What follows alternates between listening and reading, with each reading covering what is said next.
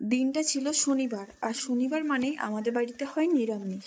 তাই নিরামিষ রান্নার জন্য আমি করেছিলাম ঝিঙে আর আলু দিয়ে পোস্ত, তাও আবার কোনো মশলাপাতি ছাড়াই, শুধুমাত্র কাজু বাদাম বাটা আর পোস্ত বাটা দিয়ে।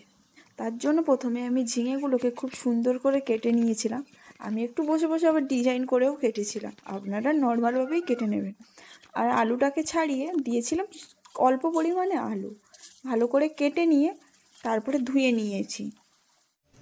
একটা বাটিতে নিয়েছিলাম 4টে থেকে 5টা কাজু বাদাম আর অল্প পরিমাণে পোস্ত, খুব বেশি নিইনি। তারপরে আলতো হাতে বেটে নিয়েছি। একেবারে মিহি করে বাটা যাবে না, একেবারে মিহি করে বাটলে সেটা ঝোলের সাথেই মিশে যাবে, আর পোস্তর কোনো আস্তই খুঁজে পাওয়া যাবে না। তাই আমি আলতো হাতেই বেটে নিয়েছি। নিয়ে কড়াইতে দিয়ে দিয়েছি শুকনো লঙ্কা, তেজপাতা, 5 ফোড়ন দিয়ে ভালো করে নেড়ে চেড়ে তার উপরে দিয়ে দিয়েছি ধুয়ে রাখা ঝিঙে ও আলুগুলো আমি আগে থেকেই কেটে রেখেছিলাম।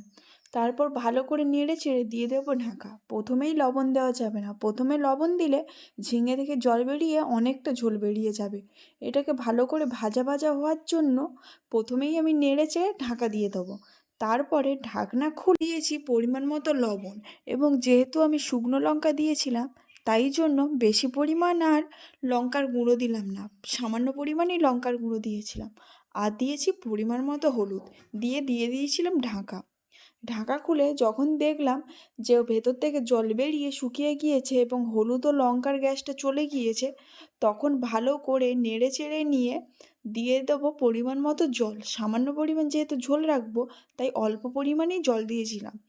তাই আবারও ভালো করে নেড়ে চেড়ে নিয়ে দিয়ে দিয়েছিলাম ঢাকনা।